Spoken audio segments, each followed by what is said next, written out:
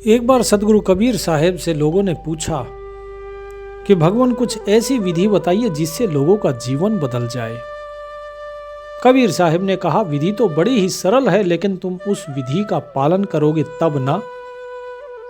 लेकिन जो लोग थे वो बोले कि हम पूरी तरीके से पालन करने की कोशिश करेंगे, आप एक बार बताइए तो कि ऐसी सबसे सरल विधि कौन सी है।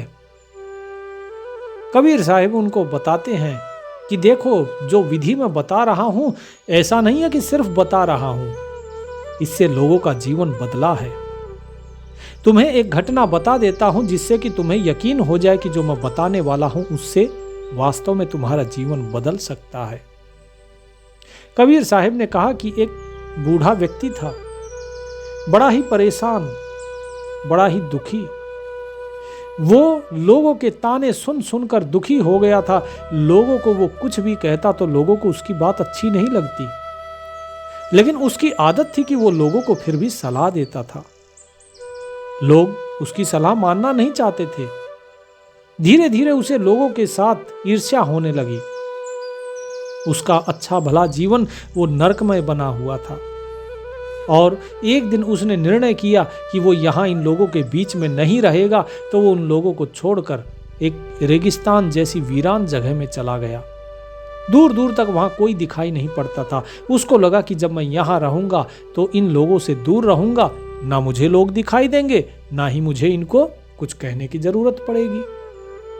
तो इसलिए वो उस वीराने में रहने लगा।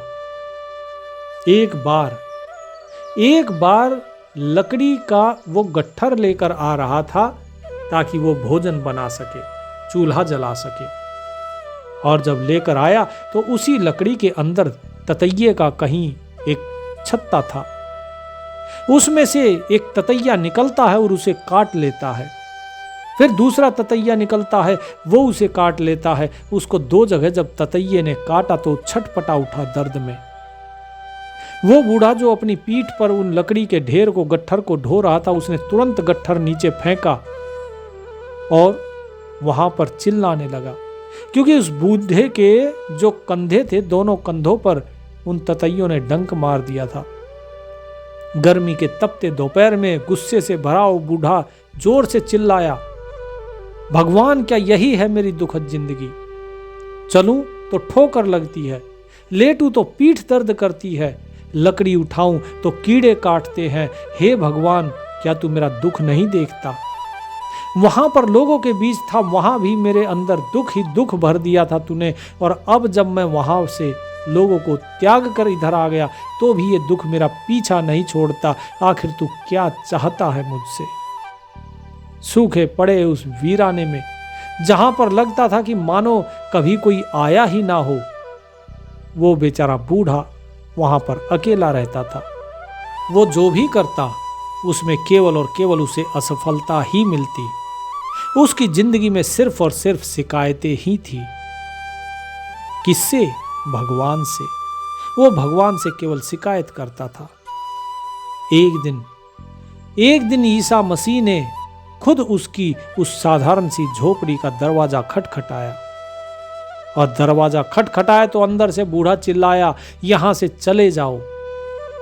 लेकिन ईसा मसीह फिर भी वहीं पर दरवाजा खटखटाते रहे। बूढ़ा गुस्से से जमीन में बैठा हुआ था, उठा वहां से और दरवाजा खोला। और जैसे ही उसने दरवाजा खोला, उसका पैर का जो अंगूठा था वो चौखट से टकराया और वो फिर से चिल्ला पड़ा कि कितनी बदकिस्मती है मेरी कि कुछ भी करता हूं तो चोट लगती है। हर जगह केवल और केवल नुकसान और दर्द ही दर्द। पर जैसे ही उसने देखा कि सामने दरवाजे पर यीशु खड़े हैं, तो उसका चेहरा, उसका भाव बदल गया कि मेरे प्रभु, आप इस वीराने में कैसे? यीशु ने कहा कि मैंने देखा कि तुम बहुत शिकायत करते हो। क्या तुम चाहते हो कि मैं तुम्हारी इस परिस्थिति के बारे में भगवान से बात करूं? बूढ़ा बोला कि कृपया जरूर कीजिए, पूछिए कि ये दर्द, ये दुख, ये कब तक रहेगा? अब ये जिंदगी और नहीं सहन होती। यीशु वहां से चले गए और परमेश्वर के पास पहुंचे उन्हें बूढ़े की सारी दुख भरी हालत बताई कि उसकी हालत कितनी दुखद है, और पूछा कि हे परमपिता, उस बूढ़े का दुख कब तक चलेगा? तो परमेश्वर ने जवाब दिया कि वो बूढ़ा अपनी मृत्यु तक दुख झेलेगा, ऐसा उसके भाग्य में लिखा है। यीशु ने कहा, लेकिन अगर मैं ये बात उसे बता दूं तो वो और भी ज्यादा हताश हो जाएगा। क्या कोई सलाह है? कुछ ऐसी बात जिससे उसका जीवन बेहतर हो सके। तब भगवान ने कहा कि उसे कहो कि वो हर दिन प्रार्थना करे, सुबह, दोपहर और शाम तीनों समय प्रार्थना करे और कहे, धन्यवाद भगवान हर चीज के लिए, हर उस चीज के लिए धन्यवाद जो तूने दी और हर उस चीज के लिए धन्यवाद जो तूने नहीं दी। यीशु वापस लौटे और बूढ़े से कहा कि भगवान ने तुम्हारे लिए संदेश भेजा है। तुम रोज दिन में 3 बार ये प्रार्थना करो कि धन्यवाद भगवान, हर चीज के लिए जो तूने दी उसके लिए भी धन्यवाद, और जो तूने नहीं दी उसके लिए भी धन्यवाद। फिर यीशु चले गए और 4-5 महीनों के बाद जब यीशु वहां पर वापस आए तो उन्होंने देखा कि बहुत कुछ वहां पर बदला हुआ था। उस वीराने में एक छोटा सा झरना बहने लगा था, कुछ पौधों पे फल उगाए थे और वो बूढ़ा मुस्कुरा रहा था। वो खुशी खुशी उछल रहा था और फल इकट्ठा कर रहा था। ये देखकर यीशु हैरान हो गए। वो फिर भगवान के पास गए और पूछा, प्रभु उस बूढ़े के साथ क्या हुआ? आपने तो कहा था कि वो मृत्यु तक दुख झेलेगा। तो भगवान ने मुस्कुराकर कहा कि हाँ, ऐसा ही लिखा था उसके भाग्य में, लेकिन उसने धन्यवाद कहना शुरू कर दिया। अगर वो गिरता तो भी कहता धन्यवाद भगवान, हर चीज के लिए। अगर उसे दर्द होता तो भी कहता धन्यवाद भगवान, उसे कुछ दूं तो भी वो कहता धन्यवाद भगवान, और यदि नहीं दूं तो भी वो कहता धन्यवाद भगवान। और धीरे धीरे उसका दिल कृतज्ञता से भर गया। ये दवा कौन सी? धन्यवाद की। ये धन्यवाद की जो उसने दवा ले ली, ये किसी भी इंसानी दवा से कहीं ज्यादा ताकतवर है। सिर्फ चंद महीनों में उसने अपना भाग्य बदल लिया। और जो मैंने तुम्हें बताया, जो ये कहानी तुम्हें बता रहा हूं, ये झूठ नहीं, ये सत्य है। तो मैं प्रार्थना करता हूं कि भगवान तुम्हें भी आशीर्वाद दे, लेकिन अपनी ओर से तुम एक काम तो करो कि हर हाल में धन्यवाद कहो। कहो कि धन्यवाद भगवान हर उस चीज के लिए जो तूने मुझे दी है और जो तूने नहीं दी, क्योंकि जो तूने मुझे चीज दी है वो मेरे लिए लाभदायक है, और जो तूने मुझे नहीं दी वो शायद मेरे काम की नहीं थी, या हो सकता है कि उससे मेरी हानि ही होती। इसीलिए रोज कहो, और फिर देखना तुम्हारी जिंदगी कुछ ही दिनों में बदल जाएगी। लेकिन जैसा कि मैंने कहा कि मैं आपको ये बता तो रहा हूं, लेकिन आप इस बात पर यकीन तो नहीं करेंगे। आप तो यकीन करते हैं पाखंडियों पर, आप सही बात पर यकीन नहीं करते। आपको यकीन आता है चटपटी बातों पर। कबीर साहब कहते हैं, नर को ढांढस देखो आई, कछुकुत अखत कथ्यो ना भाई। कि भाई इस मनुष्य का जो है, इसका ढांढस तो देखो, इसका साहस देखो। इसने आश्चर्यजनक अनेकों कार्य किए हैं, क्या क्या कि उनका वर्णन नहीं किया जा सकता। सिंह शार्दुल एक हर जोतिन, सीकस बोइन धाने, बन की भुलैया चाखुर फेरे, छागर भय किसाने।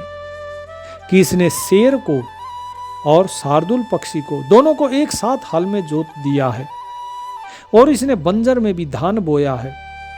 जंगली लोमड़ियों ने उस धान की निराई का काम किया, और जो बकरे हैं वे बकरे किसान बन गए हैं। कहने का अर्थ क्या है?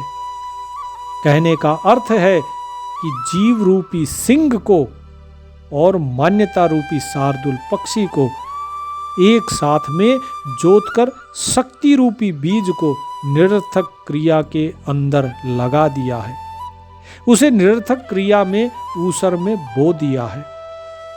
किसने बो दिया? ये बो दिया अज्ञानी जो पुरुष है उन्होंने, जो भूले हुए गुरु हैं उन्होंने, और तुम उन्हीं की तो बात मानते हो। कैसे कर दिया? तो कबीर साहिब कहते हैं कि अज्ञानी और जो भूले गुरु हैं वे जीव को निरर्थक क्रिया में लगाते हैं। वो जीव का कल्याण कर रहे हैं। देखो, अरे जिसको खुद ज्ञान नहीं वो दूसरे का कल्याण कहां से करेगा? जो गुरु खुद भूले बैठे हैं वो दूसरे को क्या ज्ञान सिखाएंगे? लेकिन ये ज्ञान सिखाने लगे। और बकरे जैसे कायर लोग वो धर्म की खेती करने लगे हैं। कबीर साहिब कहते हैं इतना ही नहीं, बकरी और बाघ का विवाह होने लगा। गायें मंगल गीत गा रही हैं। जंगली नीलगाय दहेज में दी जाने लगी हैं। और विषैले सर्प अर्थात गोह ये डोली ढोने लग रहे हैं, डोली उठा रहे हैं। क्या अर्थ है इसका? साहिब कहते हैं छेरी बाघे ब्याह होते हैं। छेरी अर्थात, छेरी का मतलब बकरी। छेरी बाघे ब्याह होते हैं, मंगल गावे गाए, बन के रोज धरी दायज दीन हो, गोह लो कंधे जाए। कि इसका अर्थ जो भेदी का अर्थ है वो समझिए। ये शाब्दिक अर्थ तो बता दिया आपको, अब जो भेद वाला है उसका अर्थ ये है कि जो जीव रूपी गायें हैं, जीव रूपी क्या कहा? छेरी बाघे ब्याह होते हैं, अर्थात जो जीव रूपी बाघ का माया रूपी बकरी के साथ विवाह होने लगा। तो जीव क्या है? बाघ, और माया क्या है? बकरी। जीव जो है इस माया को पार करके अर्थात इसे खाकर मुक्त होता है। लेकिन यहां पर क्या बता रहे हैं साहेब कि जीव रूपी बाघ ये माया रूपी बकरी के साथ इसका विवाह होता है।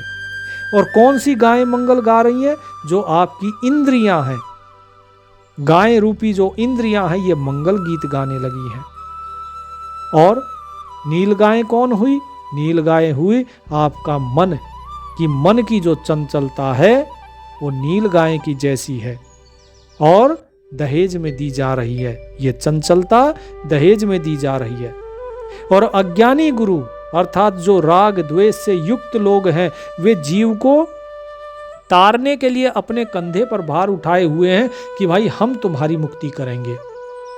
आज अगर आप देखेंगे तो YouTube पर, Facebook पर और अनेक आश्रमों में जाकर देखिए, सभी जगह ऐसे ही लोगों की भरमार है।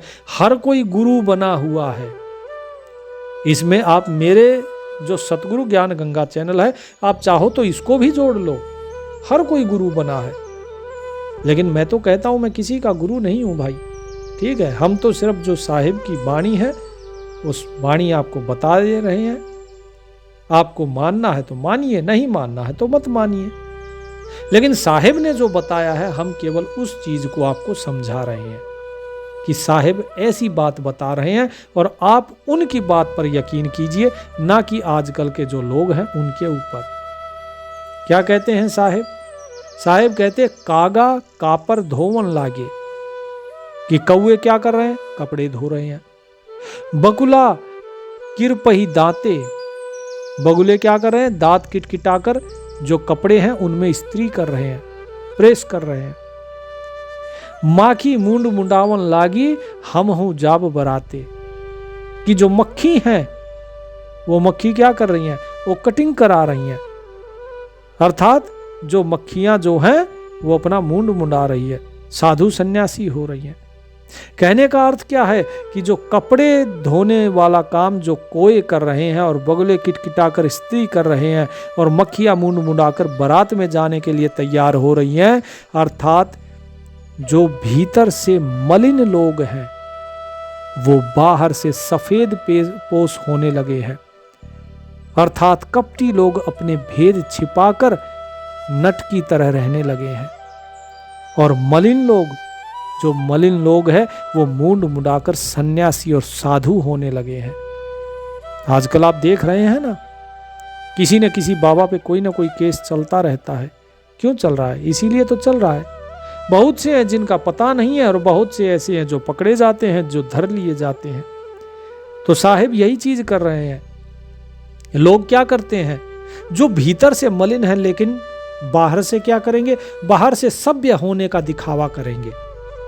अंदर से बूढ़े हो गए हैं लेकिन बाहर डाई करा के बालों पे और दिखाते हैं जी हम तो जवान हैं। लेकिन परमात्मा इनको कितना समझाए, लेकिन इनकी समझ में नहीं आती। लोग जो है ऐसे पाखंड में लगे हुए हैं। दिखावे का बड़ा प्रचलन है आजकल, हर चीज में दिखावा। और आप देखिए धीरे धीरे इंसान की उम्र जो है ना वो बढ़ती जा रही है, बूढ़ा होता जा रहा है, लेकिन ये हमेशा लोगों को क्या दिखाता है कि मैं तो जवान हूं। समय इसको बताता है कि भाई देखो बाल पक गए हैं, बाल पक रहे हैं, नाम सुमरन कर लो। लेकिन ये कहता है नहीं करेंगे, हम तो डाई करवा लेंगे, काले करवा लेंगे बाल, रंग लगवा लेंगे। बोले ठीक है भाई, अब धीरे धीरे जो है तुम्हारी त्वचा जो है सिकुड़ने लग गई है। बोले कोई बात नहीं, मेकअप है ना, मेकअप करवाओ।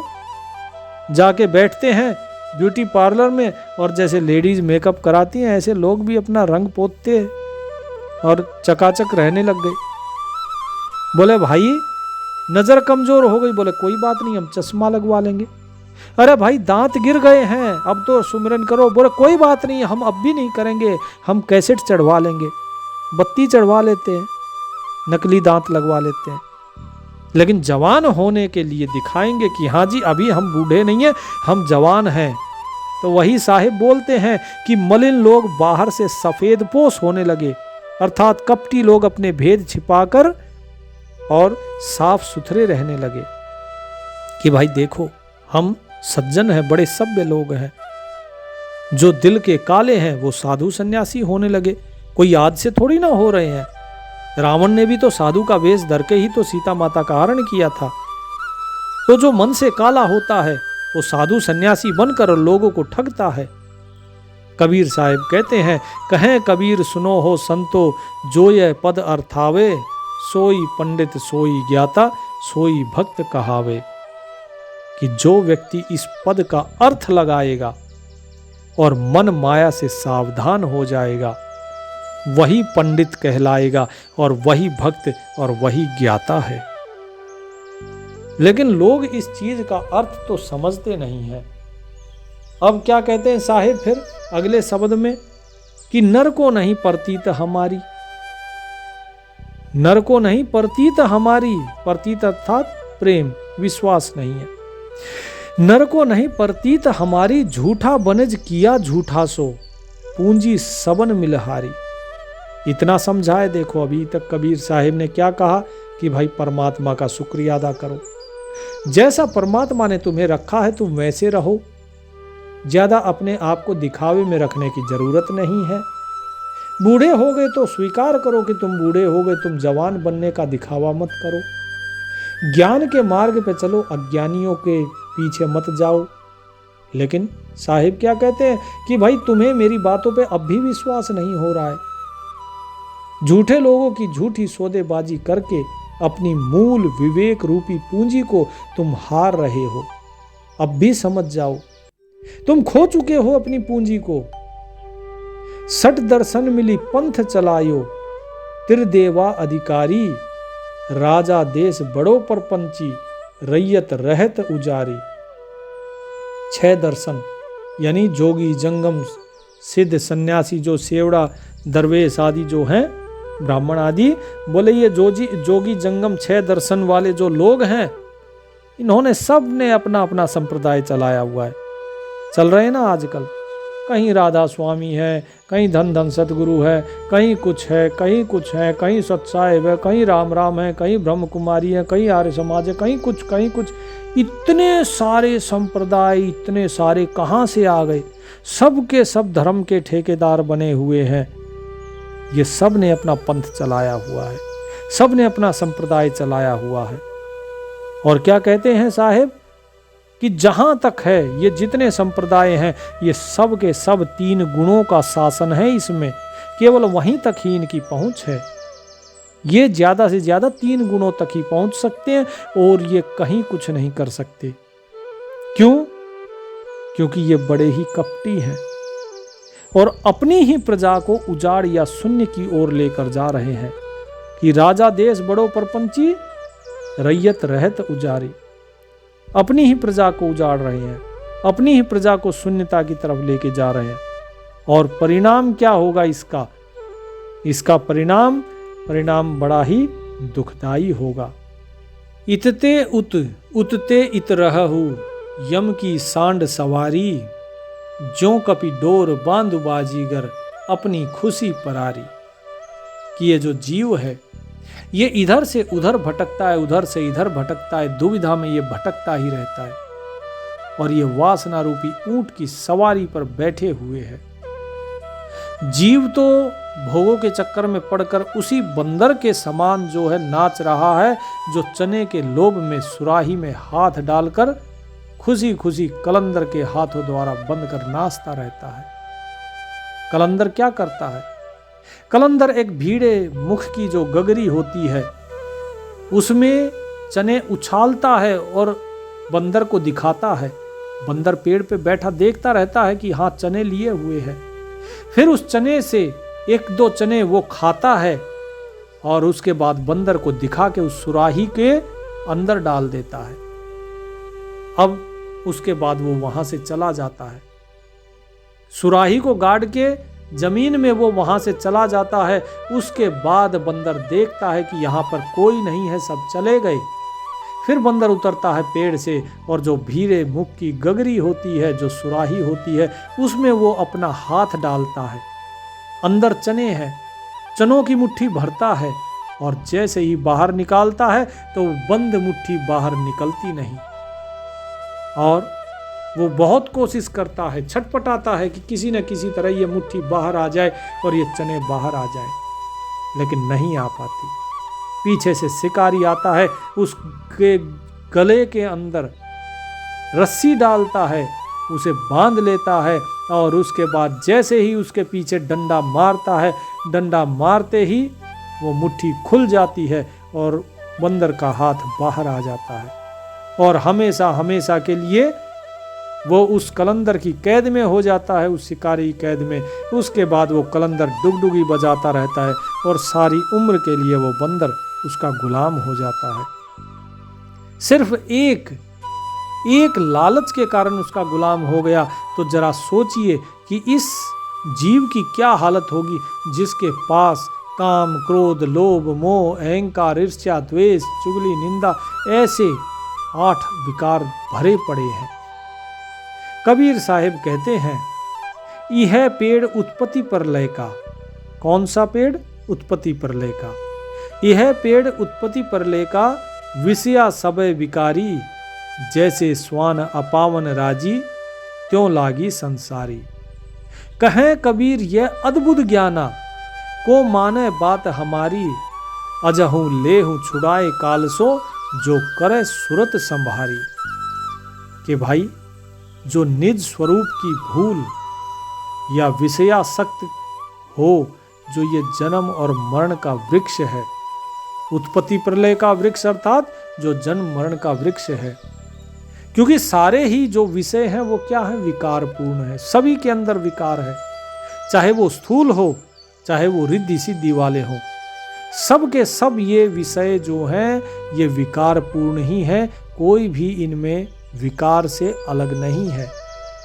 व्यक्ति चाहे साधना करके सिद्धियां प्राप्त कर ले, चाहे कोई अपना संसार में रहे, चाहे वो कोई किसी भी संप्रदाय को अपना ले, लेकिन है तो सभी के अंदर विकार ही। जब तक व्यक्ति सत्य को नहीं जानता तब तक वो इन्हीं विकारों के ही अंदर फंसा हुआ है। सांसारिक मनुष्य ये उस कुत्ते के समान है जो क्या करता है? गंदी हड्डी को चूस कर खुश हो रहा है, अर्थात जो मलिन भोग है उन भोगों में ही लीन है। अब लोग कहते हैं, बोले जी नाम सुमरन करते हैं हम तो, कुछ हो नहीं रहा है, कुछ उपाय बताइए। अब बताइए क्या उपाय बताएं? क्योंकि उसका कहां पर है रुचि? रुचि उसकी ईश्वर की साधना में नहीं, उस व्यक्ति की रुचि है मनोरंजन में।